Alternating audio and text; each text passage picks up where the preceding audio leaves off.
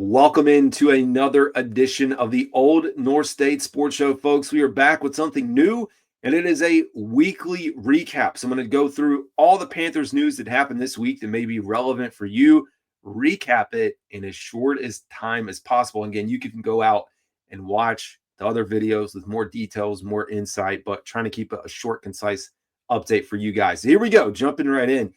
Andy Dalton back with the Carolina Panthers. That's right, on a 2-year extension. A lot of questions about coming into this offseason who was going to be the backup quarterback. That's answered. Andy's here. He's going to be here for 2 more years. I personally think it's a good decision for him.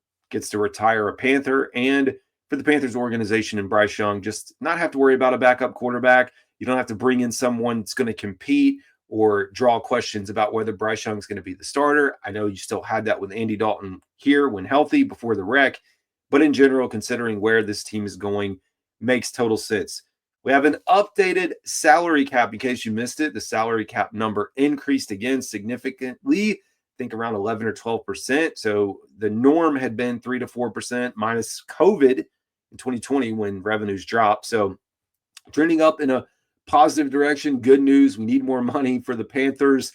So you get some additional wiggle room here with it going up between $277 to $281 million, giving the Panthers roughly 25 to 30 million. I know there's a lot of things in flight right now, but that's your rough number with some decisions to be made. And speaking of decisions to be made, a decision was made to release cornerback Dane Jackson. So saves the Carolina Panthers a little bit of money.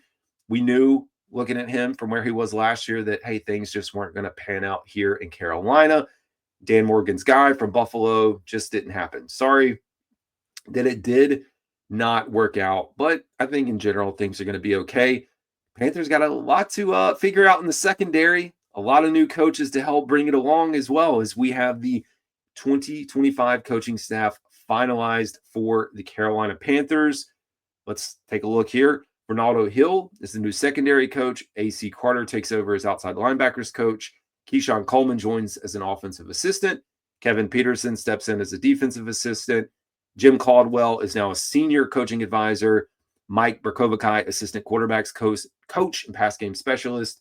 Mayor Shayadori is the assistant linebackers coach. And that pretty much rounds out all the changes for the Carolina Panthers staff this week. So lots of decisions to be made. We're going to head up here now and talk about the NFL Combine, prospects, all the fun stuff that comes with that.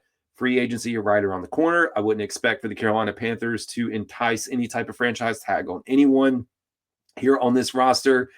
And I guess I did miss before this, J.J. Jansen also re-signed, but I think that was last week before we got into the weekly recap. So anyways, folks, fast as I can do it, that is Carolina Dad with your recap. As always, have a good one.